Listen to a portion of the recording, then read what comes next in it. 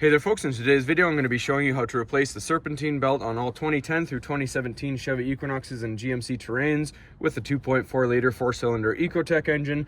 Now the Serpentine belt is located right here under the airbox here. So first thing we need to do is get this off. We're going to pop off the mass airflow sensor right here and put the harness aside. Then there's two bolts back here. I'm going to reposition the camera and show you how to take them out. Alright, so we just have two 10mm bolts right here holding this airbox on, so we're going to remove them.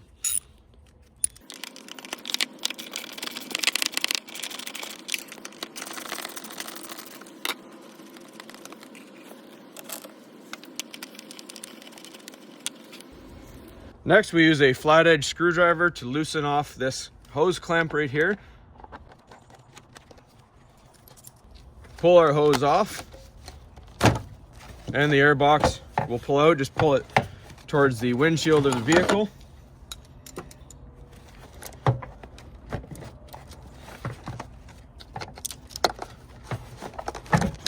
And it lifts right out. It's just connected here right to that. All right, so now that the airbox is off, we can see the Serpentine belt is right there. And if you look, this is our tensioner right here. So it takes a 3-inch drive ratchet, and I'll show you the one that we're going to be using. And I'm going to position it into the tensioner so that you can see where it's going. It's hard to get the camera in there, and then we'll get started. All right, so to be taking the tension off the tensioner, we're going to be using a 3/8 drive flex head wrench here.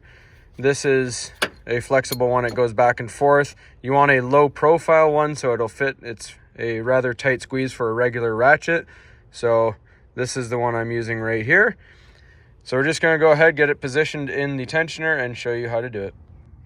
All right, so if you look at the tensioner, there's the tensioner right there.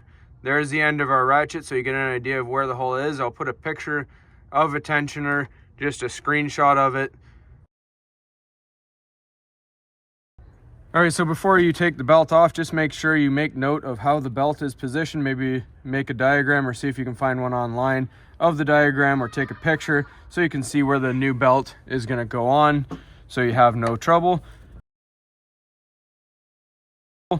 Now once you pull up on your wrench, you'll see the belt becomes loose and it'll just pop off. This is the alternator right here. So we're just going to pop it off the alternator. Just like that, and the belt is off.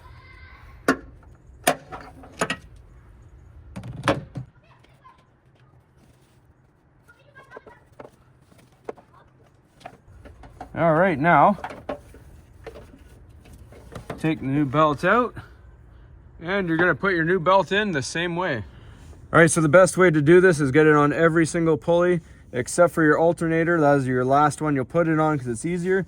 Then you're just going to position it where I showed you on the tensioner, your wrench, and then make sure your belt is under the tensioner. Pull up on your tensioner as hard as you can, and it may slip out a little bit. Slide it down there like that. Let go of your tensioner, pull it out, give it a nice pull. Make sure it should have a nice amount of tension to it. If it doesn't, if it came loose, that means you missed a pulley or it popped off a pulley. So now all we have to do is put the airbox back on and start it up and make sure everything's good to go. All right, so to get your airbox back on, you have this little bump which goes into a hole right here that you can see just in the corner of the camera, and your spout goes right on here. So just dive it down a little bit. Line the front ends up there and put your 10mm bolts back into place on the back of the intake.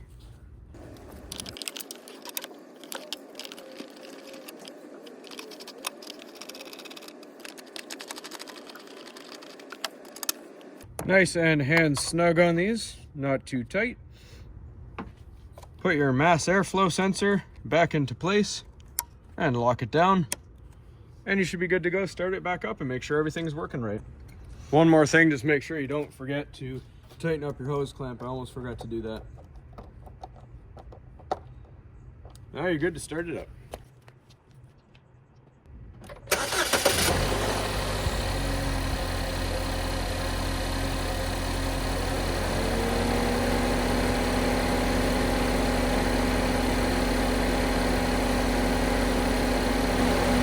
All right, so everything seems to be working just okay.